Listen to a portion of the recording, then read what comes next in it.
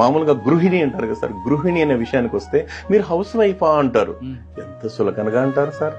అదే house wife అనే విషయానికి వచ్చినప్పుడు ఆ మహాతల్లి ఉదయం నిద్ర లేచింది మొదలుకొని సార్ తెల్లారు అంటే సూర్యుడు ఉదయించక ముందే నిద్ర లేచి ఆ తర్వాత ఆ ఇంటి పనులన్నీ చక్కదిద్దుకుని తను తింటుందో తినలేదో బిడ్డలు క్యారియర్ కట్టేయడం, వాళ్ళకి మంచిర్లు చూడడం, స్కూల్కి పంపడం, మళ్ళీ ఇంటి పనులు చూసుకోవడం, మళ్ళీ మధ్యాహ్నం భోజన కార్యక్రమం, ఆ తర్వాత భర్త ఇంటికి వస్తే భోజనం పెట్టడం, మళ్ళీ సాయంత్రం మళ్ళీ పిల్లలు ఇంటికి చూసుకోవడం, మళ్ళీ ఈ ఇంట్లో ఉంటాయి కదా సార్ ఇంటి పనులు, ఇంటిల్లి 10 పనులు అంటే ఒకటేని కాదు సార్.